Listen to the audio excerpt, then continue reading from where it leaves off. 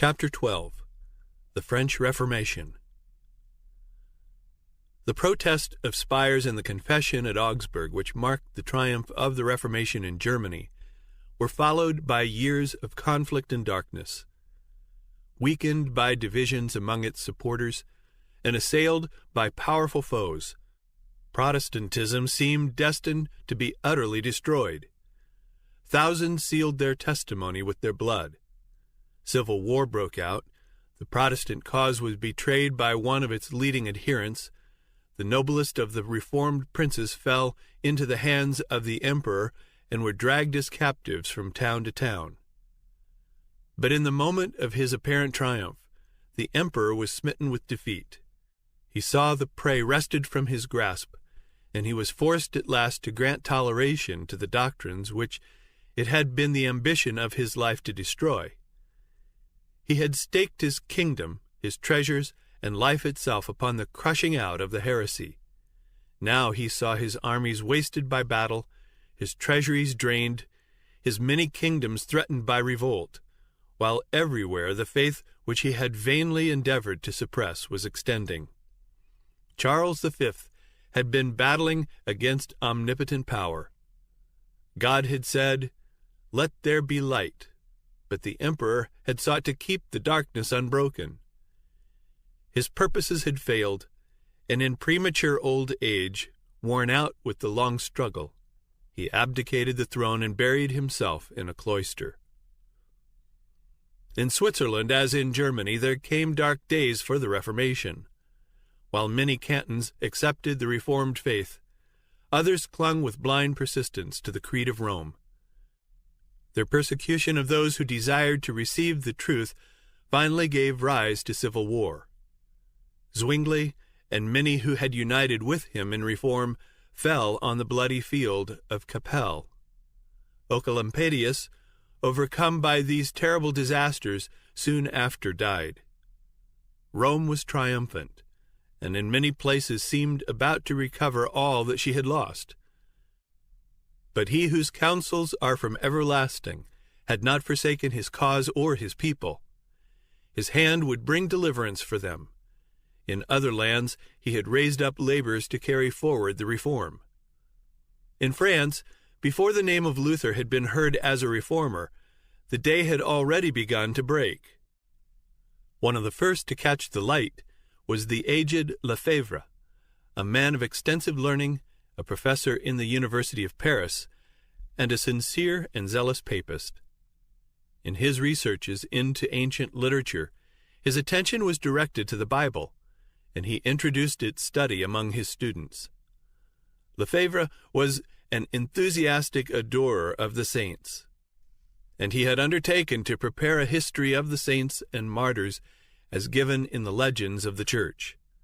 This was a work which involved great labor, but he had already made considerable progress in it when, thinking that he might obtain useful assistance from the Bible, he began its study with this object. Here indeed he found saints brought to view, but not such as figured in the Roman calendar. A flood of divine light broke in upon his mind. In amazement and disgust, he turned away from his self-appointed task and devoted himself to the Word of God. The precious truths which he there discovered, he soon began to teach.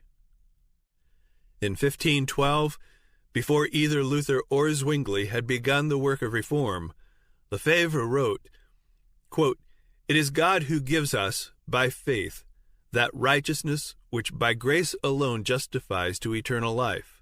Close quote. Wiley, Book 13, Chapter 1. Dwelling upon the mysteries of redemption, he exclaimed, quote, "Oh, the unspeakable greatness of that exchange! The sinless one is condemned, and he who is guilty goes free. The blessing bears the curse, and the cursed is brought into blessing.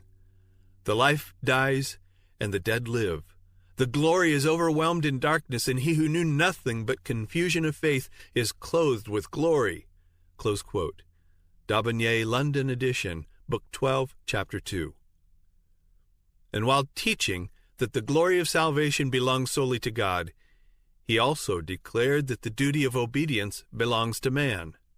Quote, "If thou art a member of Christ's church," he said, "thou art a member of his body. If thou art of his body, then thou art full of the divine nature." Oh, if men could but enter into the understanding of this privilege, how purely, chastely, and holily would they live, and how contemptible, when compared with the glory within them, that glory which the eye of flesh cannot see, would they deem all the glory of this world. Close quote. D'Aubigné, Book 12, Chapter 2. There were some among Lefebvre's students who listened eagerly to his words, and who, long after the teacher's voice should be silenced, were to continue to declare the truth. Such was William Farel, the son of pious parents, and educated to accept with implicit faith the teachings of the Church. He might, with the Apostle Paul, have declared concerning himself, "After the most straitest sect of our religion I lived a Pharisee." Acts 26, verse 5. A devoted Romanist, he burned with zeal to destroy all who should dare to oppose the Church. Quote, "I would gnash my teeth like a furious wolf," he afterward said, referring to this period of his life, "when I heard anyone speaking against the Pope." Close quote. Wiley, Book 13, Chapter 2. He had been untiring in his adoration of the saints. In company with Lefebvre, making the round of the churches of Paris, worshipping at the altars, and adorning with gifts the holy shrines. But these observances could not bring peace of soul. Conviction of sin fastened upon him, which all the acts of penance that he practiced failed to banish. As to a voice from heaven, he listened to the Reformer's words, quote, "Salvation is of grace. The innocent one is condemned, and the criminal is acquitted. It is the cross of Christ alone that openeth the gates of heaven, and shutteth the gates of hell." Close quote. Wiley, Book 13, Chapter 2. Farel joyfully accepted the truth. By a conversation like that of Paul, he turned from the bondage of tradition to the liberty of the sons of God. Quote, "Instead of the murderous heart of a ravening wolf, he came back," he says, "quietly, like a meek and harmless lamb, having his heart entirely withdrawn from the Pope and given to Jesus Christ." Close quote. D'Aubigné, Book 12, Chapter 3. While Lefebvre continued to spread the light among his students, Farel, as zealous in the cause of Christ as he had been in that of the Pope, went forth to declare the truth in public.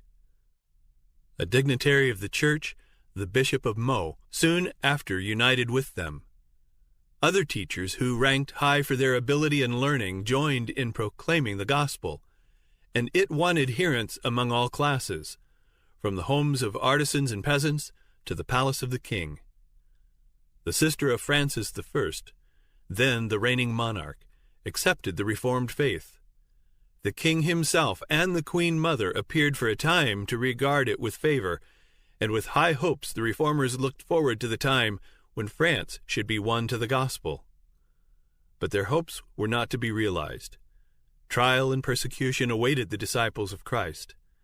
This, however, was mercifully veiled from their eyes.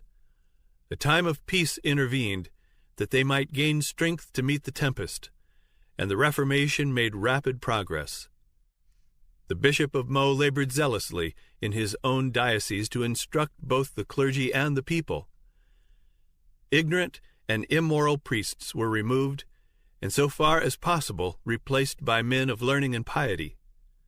The bishop greatly desired that his people might have access to the Word of God for themselves, and this was soon accomplished. Lefebvre undertook the translation of the New Testament, and at the very time when Luther's German Bible was issuing from the press in Wittenberg, the French New Testament was published at Meaux. The bishop spared no labor or expense to circulate it in his parishes, and soon the peasants of Meaux were in possession of the Holy Scriptures. As travelers perishing from thirst welcome with joy a living water spring, so did these souls receive the message of heaven. The laborers in the field, the artisans in the workshop, cheered their daily toil by talking of the precious truths of the Bible. At evening, instead of resorting to the wine shops, they assembled in one another's homes to read God's word and join in prayer and praise. A great change was soon manifest in these communities. Though belonging to the humblest class, an unlearned and hard-working peasantry, the reforming, uplifting power of divine grace was seen in their lives. Humble, loving, and holy, they stood as witnesses to what the gospel will accomplish for those who receive it in sincerity. The light kindled at Meaux shed its beams afar. Every day the number of converts was increasing. The rage of the hierarchy was for a time held in check by the king, who despised the narrow bigotry of the monks, but the papal leaders finally prevailed. Now the stake was set up. The Bishop of Meaux, forced to choose between the fire and recantation, accepted the easier path. But notwithstanding the leader's fall, his flock remained steadfast. Many witnessed for the truth amid the flames. By their courage and fidelity at the stake, these humble Christians spoke to thousands who in days of peace had never heard their testimony.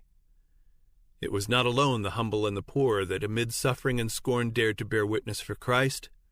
In the lordly halls of the castle and the palace, there were kingly souls by whom truth was valued above wealth or rank or even life. Kingly armor concealed a loftier and more steadfast spirit than did the bishop's robe and mitre. Louis de Bourquin was of noble birth. A brave and courtly knight, he was devoted to study, polished in manners, and of blameless morals. He was, says a writer, a great follower of the papistical constitutions and a great hearer of masses and sermons, and he crowned all his other virtues by holding Lutheranism in special abhorrence.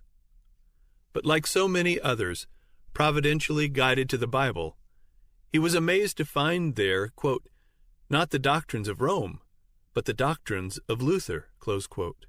Wiley, Book 13, Chapter 9. Henceforth he gave himself with entire devotion to the cause of the gospel.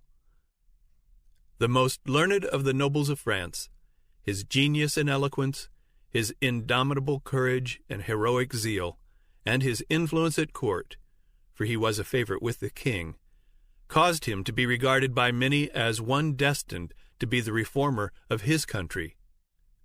Said Beza, quote, Bourquin would have been a second Luther, had he found in Francis I a second elector. Close quote. Quote, he is worse than Luther, close quote, cried the papists. Wiley, Book 13, Chapter 9. More dreaded he was indeed by the Romanists of France. They thrust him into prison as a heretic, but he was set at liberty by the king. For years the struggle continued.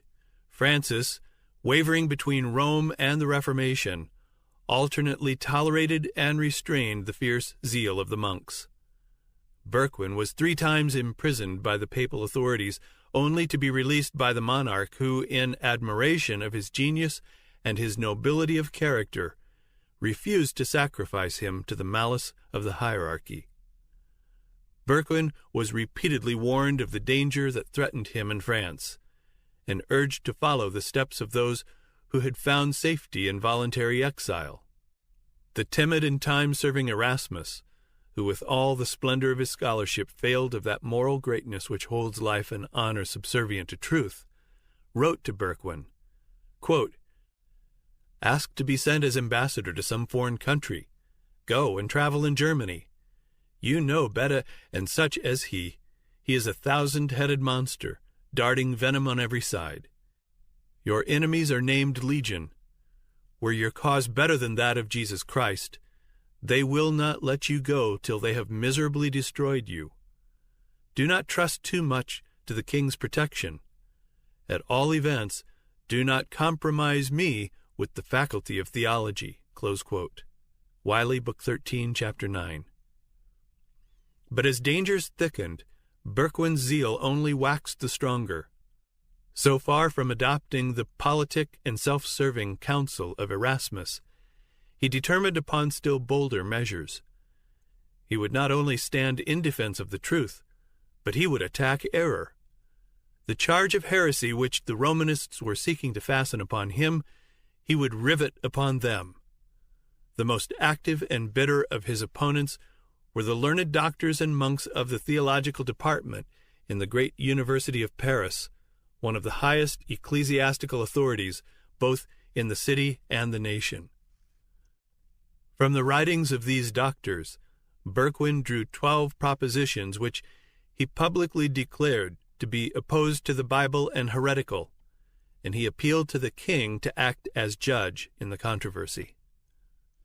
The monarch, not loath to bring into contrast the power and acuteness of the opposing champions, and glad of an opportunity of humbling the pride of these haughty monks, bade the Romanists defend their cause by the Bible. This weapon they well knew would avail them little. Imprisonment, torture, and the stake were arms which they better understood how to wield. Now the tables were turned, and they saw themselves about to fall into the pit into which they had hoped to plunge Berquin. In amazement they looked about them for some way of escape. Just at that time, an image of the Virgin at the corner of one of the streets was mutilated. There was great excitement in the city. Crowds of people flocked to the place with expressions of mourning and indignation. The king also was deeply moved. Here was an advantage which the monks could turn to good account, and they were quick to improve it. Quote, "These are the fruits of the doctrines of Berquin," they cried. "All is about to be overthrown, religion, the laws, the throne itself, by this Lutheran conspiracy." Close quote. Wiley, Book 13, Chapter 9. Again, Berquin was apprehended. The king withdrew from Paris, and the monks were thus left free to work their will. The reformer was tried and condemned to die, and lest Francis should even yet interpose to save him, the sentence was executed on the very day it was pronounced. At noon, Berquin was conducted to the place of death. An immense throng gathered to witness the event, and there were many who saw with astonishment and misgiving that the victim had been chosen from the best and bravest of the noble families of France. Amazement, indignation, scorn, and bitter hatred darkened the faces of that surging crowd, but upon one face no shadow rested. The martyr's thoughts were far from that scene of tumult. He was conscious only of the presence of his Lord. The wretched tumbrel upon which he rode, the frowning faces of his persecutors, the dreadful death to which he was going, these he heeded not. He who liveth and was dead, and is alive for evermore, and hath the keys of death and of hell, was beside him. Berquin's countenance was radiant with the light and peace of heaven. He had attired himself in goodly raiment, wearing, quote, "a cloak of velvet, a doublet of satin and damask, and golden hose," close quote. D'Aubigné, History of the Reformation in Europe in the Time of Calvin, Book 2, Chapter 16. He was about to testify to his faith in the presence of the King of Kings and the witnessing universe, and no token of mourning should belie his joy. As the procession moved slowly through the crowded streets, the people marked with wonder the unclouded peace and joyous triumph of his look and bearing. Quote, "He is," they said, "like one who sits in a temple and meditates on holy things." Close quote. Wiley, Book 13, Chapter 9. At the stake, Berquin endeavored to address a few words to the people, but the monks, fearing the result, began to shout, and the soldiers to clash their arms, and their clamor drowned the martyr's voice. Thus in 1529, the highest literary and ecclesiastical authority of cultured Paris, quote, set the populace of 1793 the base example of stifling on the scaffold the sacred words of the dying. Close quote. Wiley, Book 13, Chapter 9. Berquin was strangled, and his body was consumed in the flames. The tidings of his death caused sorrow to the friends of the Reformation throughout France. But his example was not lost. Quote, "We too are ready," said the witnesses for the truth, "to meet death cheerfully, setting our eyes on the life that is to come." Close quote. D'Aubigné, History of the Reformation in Europe in the Time of Calvin, Book 2, Chapter 16. During the persecution of Meaux, the teachers of the Reformed faith were deprived of their license to preach, and they departed to other fields. Lefebvre, after a time, made his way to Germany. Farel returned to his native town in eastern France to spread the light in the home of his childhood. Already tidings had been received of what was going on at Meaux, and the truth, which he taught with fearless zeal, found listeners. Soon the authorities were roused to silence him, and he was banished from the city. Though he could no longer labor publicly, he traversed the plains and villages, teaching in private dwellings and in secluded meadows, and finding shelter in the forests and among the rocky caverns which had been his haunts in boyhood. God was preparing him for greater trials. Quote, "The crosses, persecutions, and machinations of Satan, of which I was forewarned, have not been wanting," he said. "They are even much severer than I could have borne of myself. But God is my Father. He has provided and always will provide me the strength which I require." Close quote. D'Aubigné, History of the Reformation of the 16th Century, Book 12, Chapter 9. As in apostolic days, persecution had fallen out rather unto the furtherance of the gospel. Philippians 1, verse 12.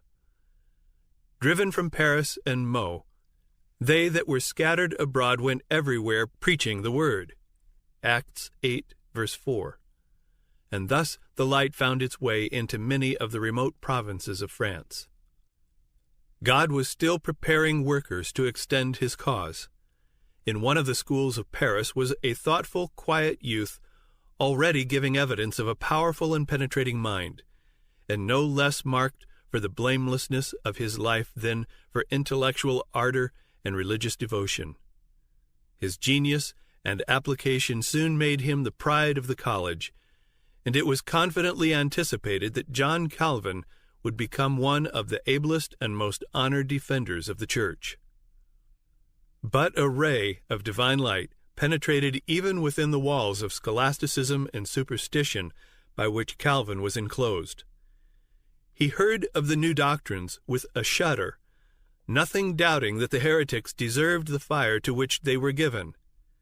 Yet all unwittingly, he was brought face to face with the heresy and forced to test the power of Romish theology to combat the Protestant teaching. A cousin of Calvin's, who had joined the Reformers, was in Paris. The two kinsmen often met and discussed together the matters that were disturbing Christendom.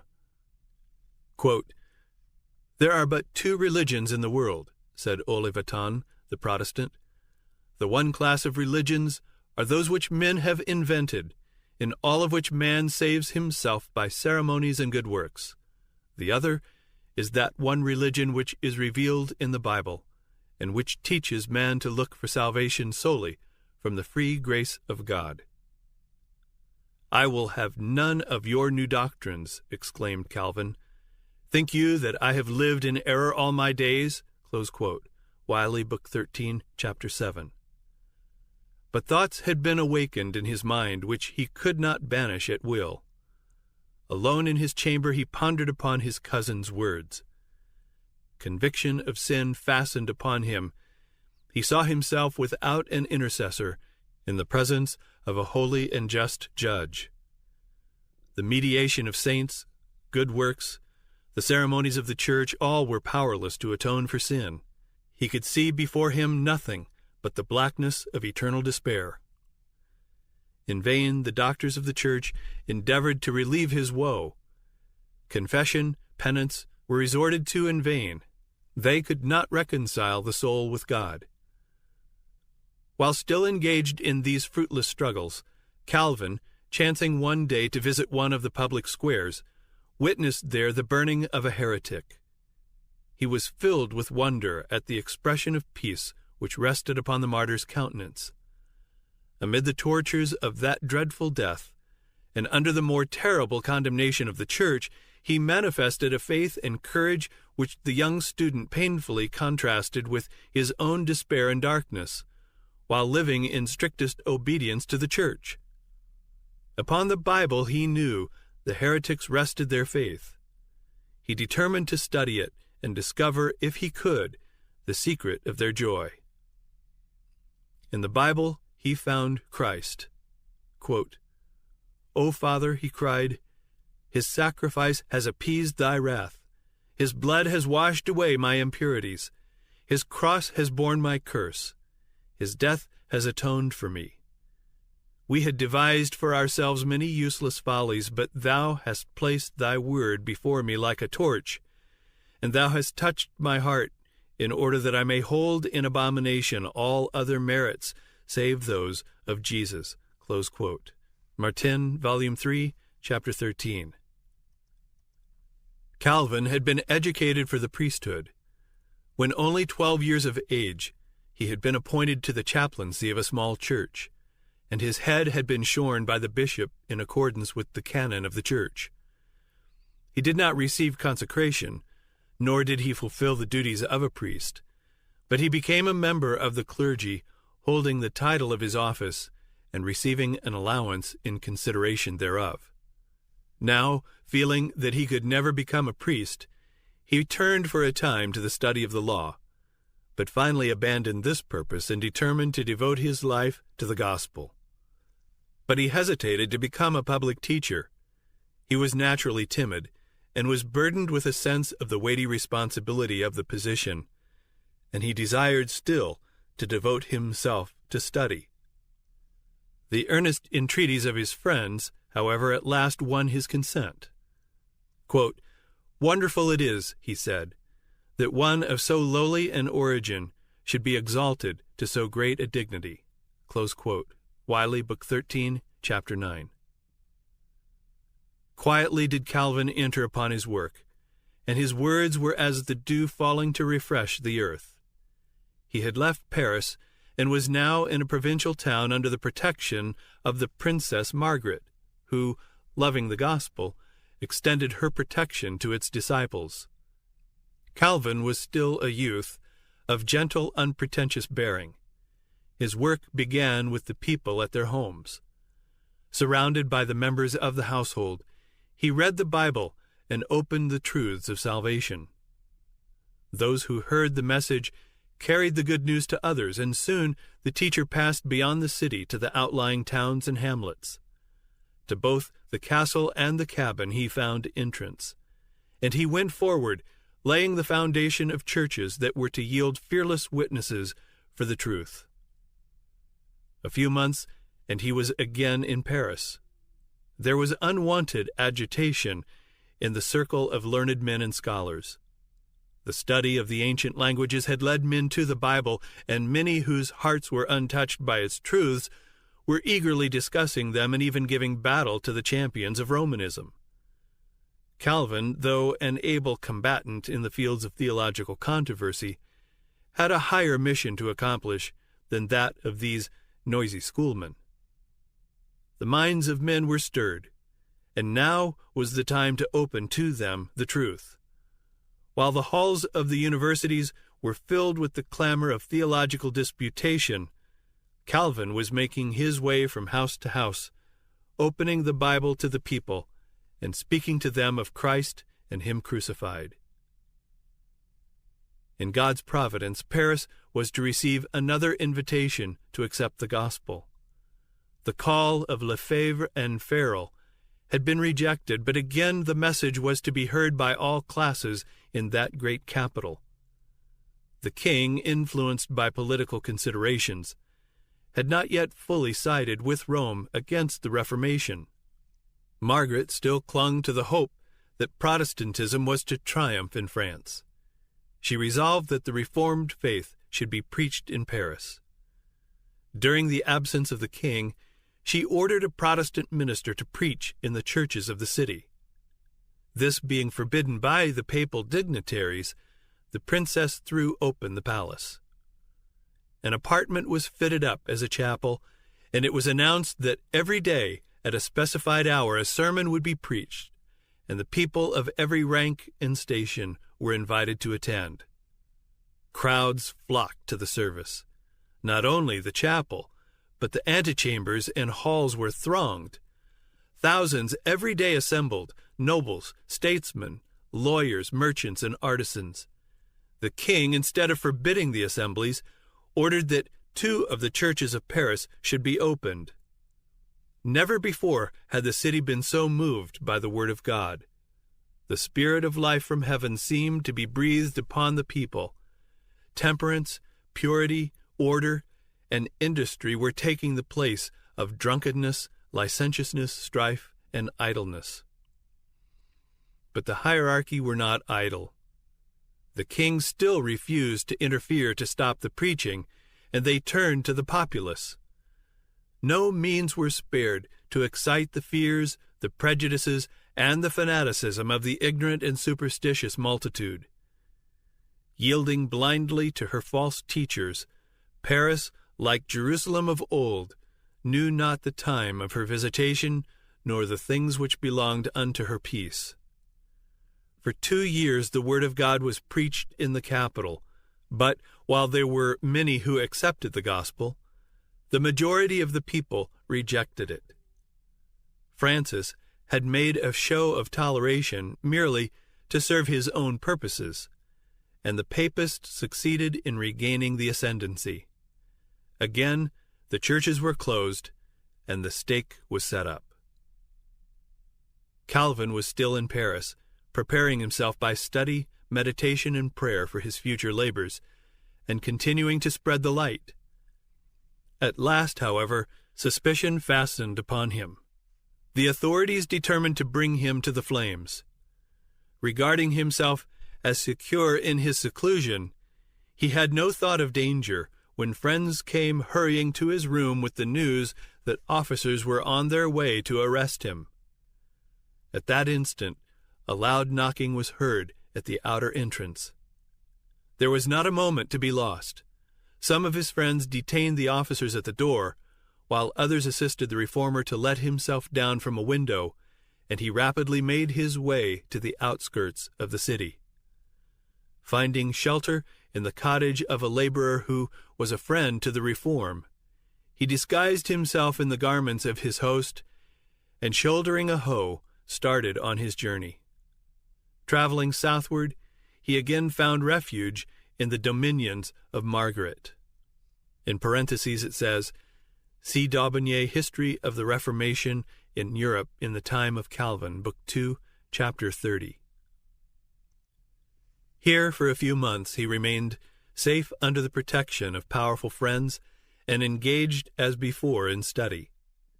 But his heart was set upon the evangelization of France, and he could not long remain inactive. As soon as the storm had somewhat abated, he sought a new field of labor in Poitiers, where was a university, and where already the new opinions had found favor. Persons of all classes gladly listened to the gospel.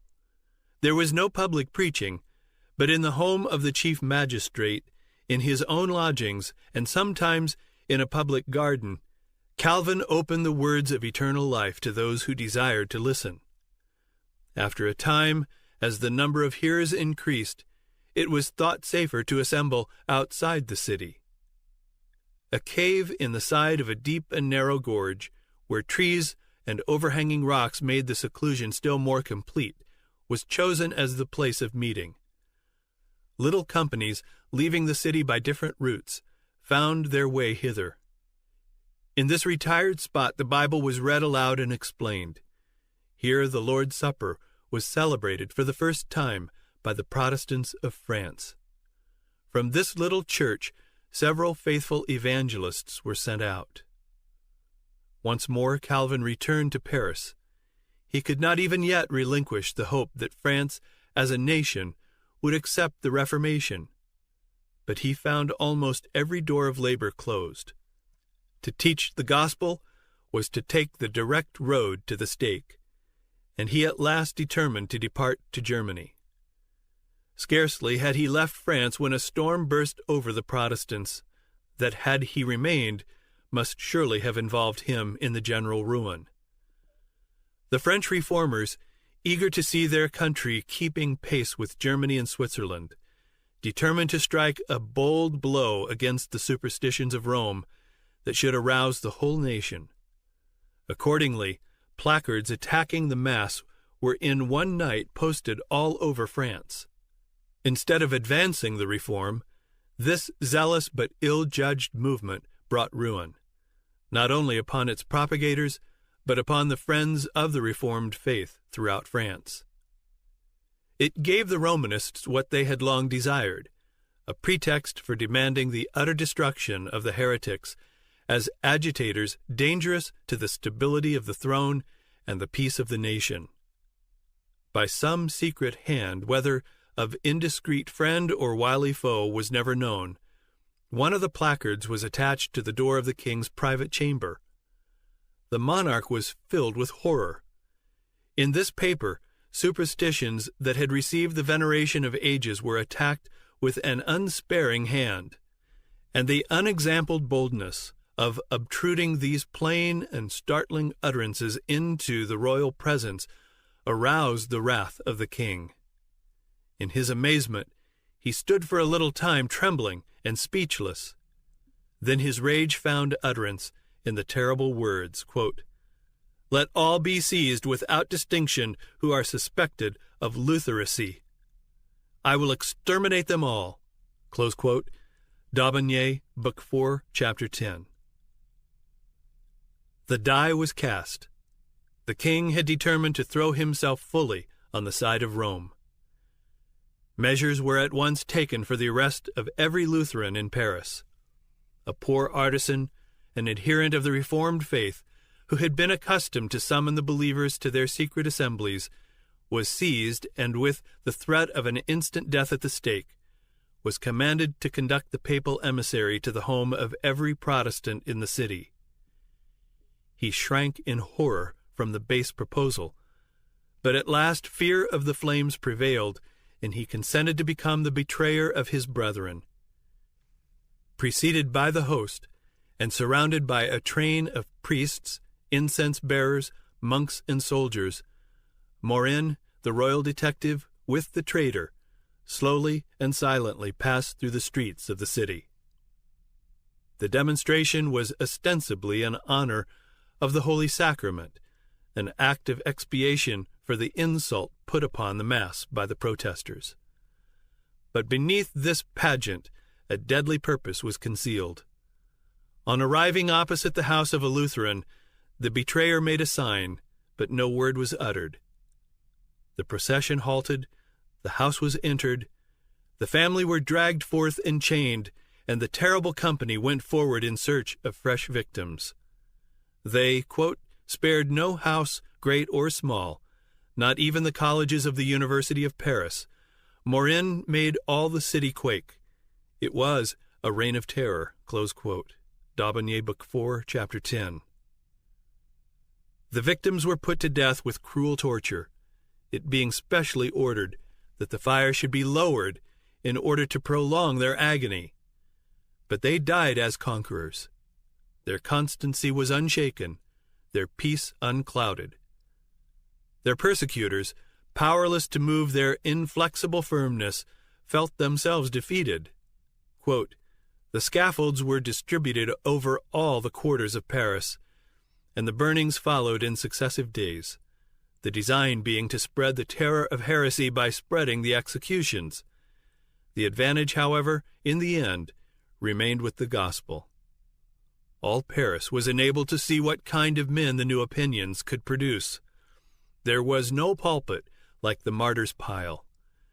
The serene joy that lighted up the faces of these men as they passed along to the place of execution, their heroism as they stood amid the bitter flames, their meek forgiveness of injuries, transformed, in instances not a few, anger into pity, and hate into love, and pleaded with the resistless eloquence in behalf of the gospel." Close quote. Wiley, Book 13, Chapter 20. The priests, bent upon keeping the popular fury at its height, circulated the most terrible accusations against the Protestants. They were charged with plotting to massacre the Catholics, to overthrow the government, and to murder the king. Not a shadow of evidence could be produced in support of the allegations. Yet these prophecies of evil were to have a fulfillment. Under far different circumstances, however, and from causes of an opposite character.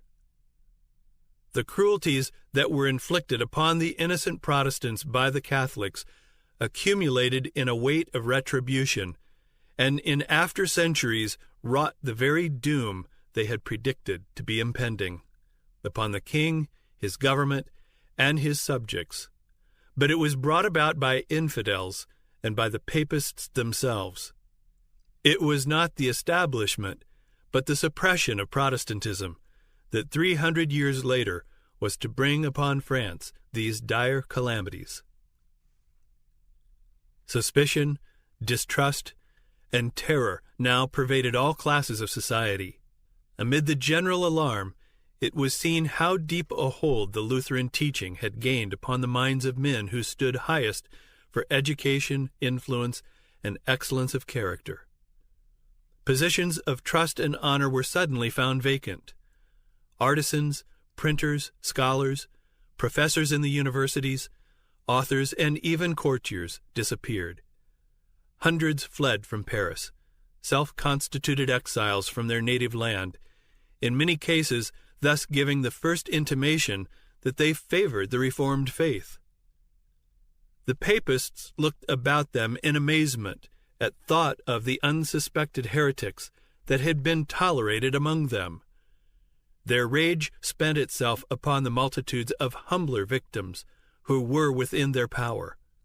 The prisons were crowded, and the very air seemed darkened with the smoke of burning piles, kindled for the confessors of the gospel. Francis I had gloried in being a leader in the great movement for the revival of learning, which marked the opening of the 16th century. He had delighted to gather at his court men of letters from every country. To his love of learning and his contempt for the ignorance and superstition of the monks was due, in part at least, the degree of toleration that had been granted to the reform. But, inspired with zeal to stamp out heresy, this patron of learning issued an edict declaring printing abolished all over France. Francis I presents one among the many examples on record showing that intellectual culture is not a safeguard against religious intolerance and persecution. France, by a solemn and public ceremony, was to commit herself fully to the destruction of Protestantism.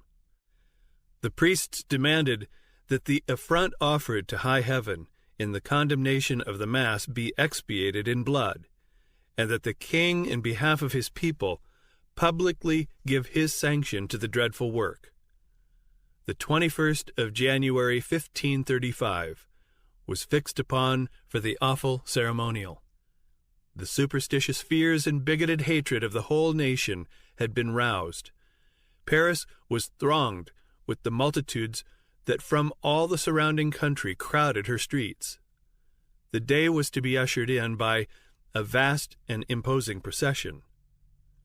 The houses along the line of march were hung with mourning drapery, and altars rose at intervals.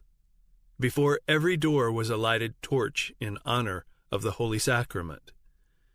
Before daybreak, the procession formed at the palace of the king. First came the banners and crosses of the several parishes. Next appeared the citizens walking two and two and bearing torches. The 4 orders of friars followed, each in its own peculiar dress. Then came a vast collection of famous relics. Following these rode lordly ecclesiastics in their purple and scarlet robes and jeweled adornings, a gorgeous and glittering array. Quote, "The host was carried by the Bishop of Paris under a magnificent canopy, supported by 4 princes of the blood. After the host walked the king. Francis I on that day wore no crown nor robe of state. With head uncovered, his eyes cast on the ground, and in his hand a lighted taper, the King of France appeared in the character of a penitent. Close quote. Wiley, Book 13, Chapter 21. At every altar he bowed down in humiliation, not for the vices that defiled his soul, nor the innocent blood that stained his hands, but for the deadly sin of his subjects who had dared to condemn the Mass. Following him came the Queen and the dignitaries of state, also walking 2 and 2, each with a lighted torch. As a part of the services of the day, the monarch himself addressed the high officials of the kingdom in the great hall of the bishop's palace. With a sorrowful countenance he appeared before them, and in words of moving eloquence bewailed the crime, the blasphemy, the day of sorrow and disgrace that had come upon the nation. And he called upon every loyal subject to aid in the extirpation of the pestilent heresy that threatened France with ruin. Quote, "As true, messieurs, as I am your king," he said, "if I knew one of my own limbs spotted or infected with this detestable rottenness, I would give it you to cut off. And further, if I saw one of my children defiled by it, I would not spare him. I would deliver him up myself, and would sacrifice him to God." Close quote. Tears choked his utterance, and the whole assembly wept with one accord, exclaiming, quote, "We will live and die for the Catholic religion." Close quote. D'Aubigné, History of the Reformation in Europe in the Time of Calvin, Book 4, Chapter 12. Terrible had become the darkness of the nation that had rejected the light of truth. The grace that bringeth salvation had appeared, but France, after beholding its power and holiness, after thousands had been drawn by its divine beauty, after cities and hamlets had been illuminated by its radiance, had turned away, choosing darkness rather than light. They had put from them the heavenly gift when it was offered them. They had called evil good, and good evil, till they had fallen victims to their willful self-deception. Now, though they might actually believe that they were doing God service in persecuting his people, yet their sincerity did not render them guiltless. The light that would have saved them from deception, from staining their souls with blood guiltiness, they had willfully rejected. A solemn oath to extirpate heresy was taken in the great cathedral where nearly 3 centuries later the goddess of reason was to be enthroned by a nation that had forgotten the living God. Again the procession formed, and the representatives of France set out to begin the work which they had sworn to do. Quote, "At short distances scaffolds had been erected on which certain Protestant Christians were to be burned alive, and it was arranged that the faggots should be lighted at the moment the king approached, and that the procession should halt to witness the execution." Close quote. Wiley, Book 13, Chapter 21. The details of the tortures endured by these witnesses for Christ are too harrowing for recital. But there was no wavering on the part of the victims. On being urged to recant, one answered, quote, "I only believe in what the prophets and the apostles formerly preached, and what all the company of saints believed. My faith has a confidence in God which will resist all the powers of hell." Close quote. D'Aubigné, History of the Reformation in Europe in the Time of Calvin, Book 4, Chapter 12. Again and again the procession halted at the places of torture. Upon reaching their starting point at the royal palace, the crowd dispersed, and the king and the prelates withdrew, well satisfied with the day's proceedings, and congratulating themselves that the work now begun would be continued to the complete destruction of heresy. The gospel of peace which France had rejected was to be only surely rooted out, and terrible would be the results. on the 21st of January, 1793, 258 years from the very day that fully committed France to the persecution of the Reformers, another procession, with a far different purpose, passed through the streets of Paris. Quote, "Again the king was the chief figure. Again there were tumult and shoutings. Again there was heard the cry for more victims. Again there were black scaffolds, and again the scenes of the day were closed by horrid executions. Louis XVI, struggling hand to hand with his jailers and executioners, was dragged forward to the block, and there held down by main force till the axe had fallen, and his dissevered head rolled in the scaffold." Close quote. Wiley, Book 13, Chapter 21.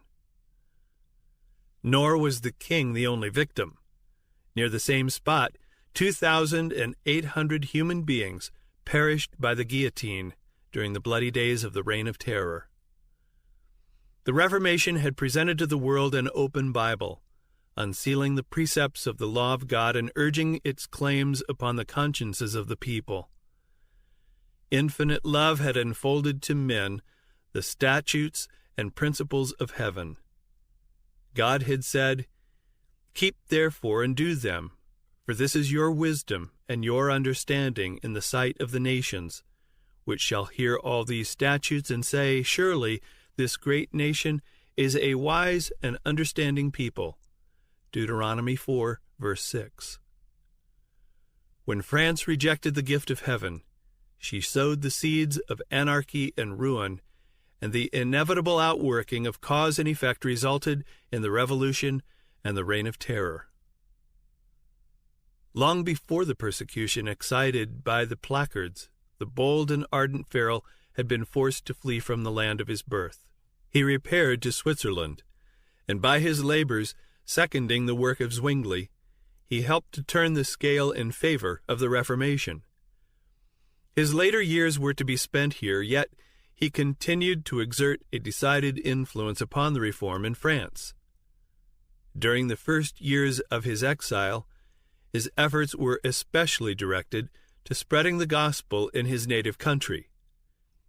He spent considerable time in preaching among his countrymen near the frontier, where with tireless vigilance he watched the conflict and aided by his words of encouragement and counsel.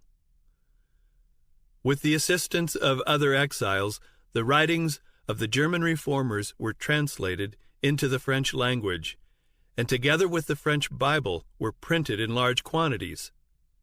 By colporteurs, these works were sold extensively in France.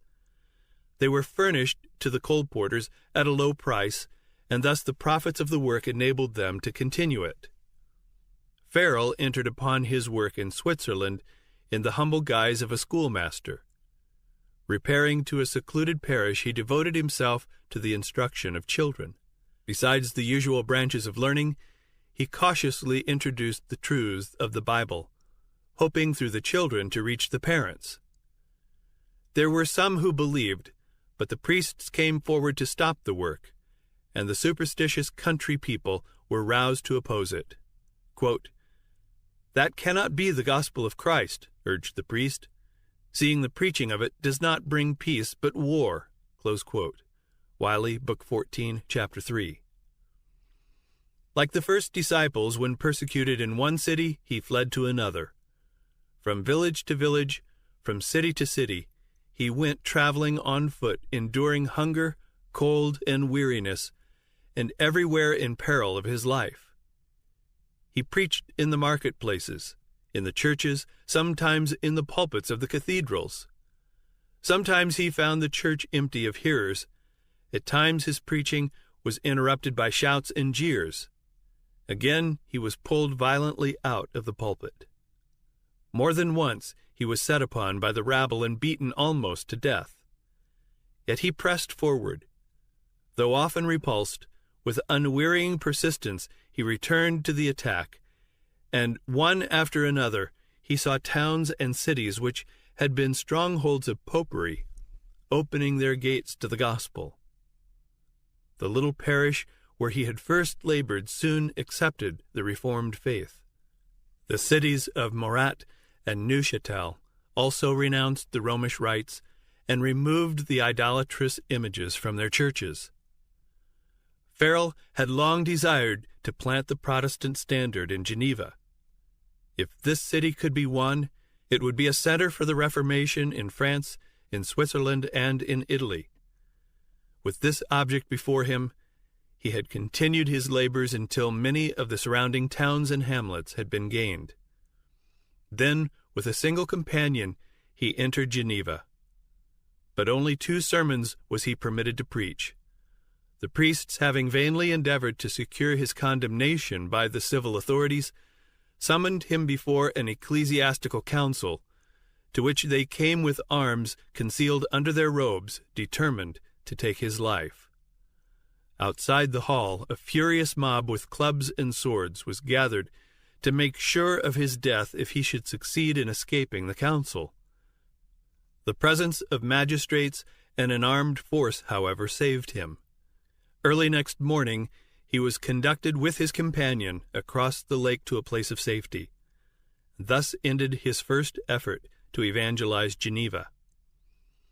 For the next trial, a lowlier instrument was chosen.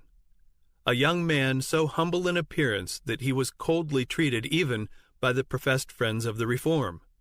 But what could such a one do where Farel had been rejected?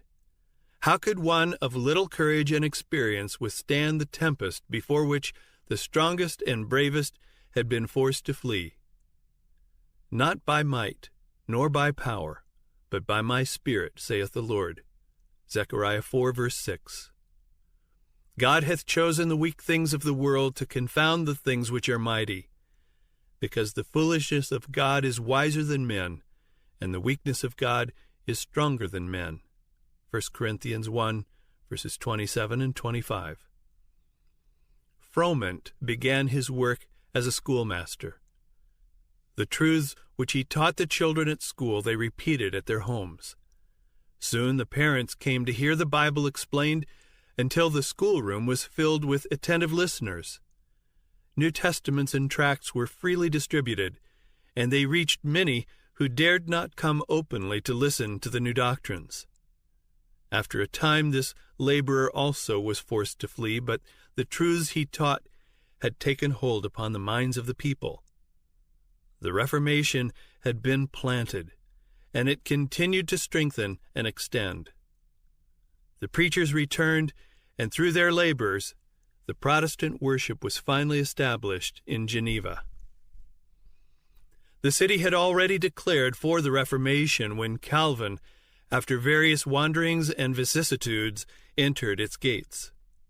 Returning from a last visit to his birthplace, he was on his way to Basel when, finding the direct road occupied by the armies of Charles V, he was forced to take the circuitous route by Geneva.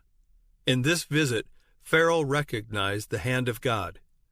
Though Geneva had accepted the Reformed faith, yet a great work remained to be accomplished here.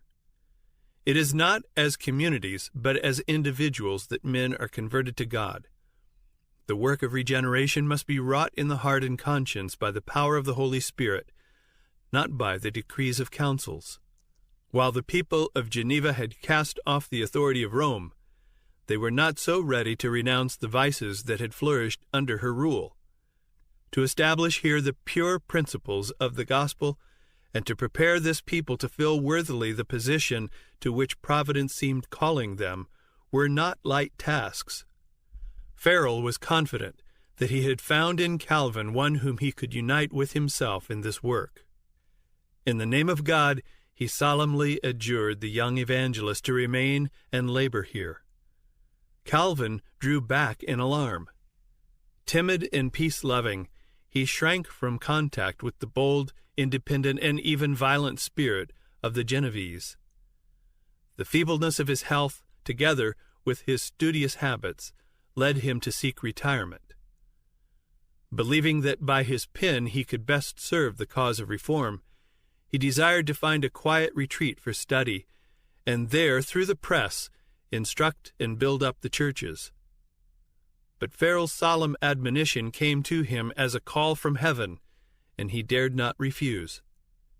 It seemed to him, he said, quote, that the hand of God was stretched down from heaven, that it lay hold of him and fixed him irrevocably to the place he was so impatient to leave. Close quote. D'Aubigné, History of the Reformation in Europe in the Time of Calvin, Book 9, Chapter 17. At this time great perils surrounded the Protestant cause. The anathemas of the Pope thundered against Geneva, and mighty nations threatened it with destruction. How was this little city to resist the powerful hierarchy that had so often forced kings and emperors to submission? How could it stand against the armies of the world's great conquerors? Throughout Christendom, Protestantism was menaced by formidable foes. The first triumphs of the Reformation past, Rome summoned new forces, hoping to accomplish its destruction. At this time, the order of the Jesuits was created, the most cruel, unscrupulous, and powerful of all the champions of popery. Cut off from earthly ties and human interests, dead to the claims of natural affection, reason and conscience wholly silenced, they knew no rule, no tie, but that of their order, and no duty but to extend its power. The gospel of Christ had enabled its adherents to meet danger and endure suffering, undismayed by cold, hunger, toil, and poverty, to uphold the banner of truth in face of the rack, the dungeon, and the stake. To combat these forces, Jesuitism inspired its followers with a fanaticism that enabled them to endure like dangers, and to oppose to the power of truth all the weapons of deception. There was no crime too great for them to commit, no deception too base for them to practice, no disguise too difficult for them to assume. Vowed to perpetual poverty and humility, it was their studied aim to secure wealth and power to be devoted to the overthrow of Protestantism and the re-establishment of the papal supremacy. When appearing as members of their order, they wore a garb of sanctity, visiting prisons and hospitals, ministering to the sick and the poor, professing to have renounced the world and bearing the sacred name of Jesus, who went about doing good. But under this blameless exterior, the most criminal and deadly purposes were often concealed. It was a fundamental principle of the order that the end justifies the means. By this code, lying, theft, perjury, assassination were not only pardonable, but commendable when they served the interests of the Church. Under various disguises, the Jesuits worked their way into offices of state, climbing up to be the counselors of kings and shaping the policy of nations. They became servants to act as spies upon their masters. They established colleges for the sons of princes and nobles, and schools for the common people, and the children of Protestant parents were drawn into an observance of popish rites. All the outward pomp and display of the Romish worship was brought to bear to confuse the mind and dazzle and captivate the imagination, and thus the liberty for which the fathers had toiled and bled was betrayed by the sons. The Jesuits rapidly spread themselves over Europe, and wherever they went, there followed a revival of popery. To give them greater power, a bull was issued re-establishing the Inquisition. Notwithstanding the general abhorrence with which it was regarded, even in Catholic countries, this terrible tribunal was again set up by popish rulers, and atrocities too terrible to bear the light of day were repeated in its secret dungeons. In many countries, thousands upon thousands of the very flower of the nation, the purest and noblest, the most intellectual and highly educated, pious and devoted pastors, industrious and patriotic citizens, brilliant scholars, talented artists, skillful artisans, were slain or forced to flee to other lands. Such were the means which Rome had invoked to quench the light of the Reformation, to withdraw from men the Bible, and to restore the ignorance and superstition of the Dark Ages. But under God's blessing and the labors of those noble men whom he had raised up to succeed Luther, Protestantism was not overthrown. Not to the favor or arms of princes was it to owe its strength. The smallest countries, the humblest and least powerful nations, became its strongholds. It was little Geneva in the midst of mighty foes plotting her destruction. It was Holland on her sandbanks by the northern sea, wrestling against the tyranny of Spain, then the greatest and most opulent of kingdoms. It was bleak, sterile Sweden that gained victories for the Reformation.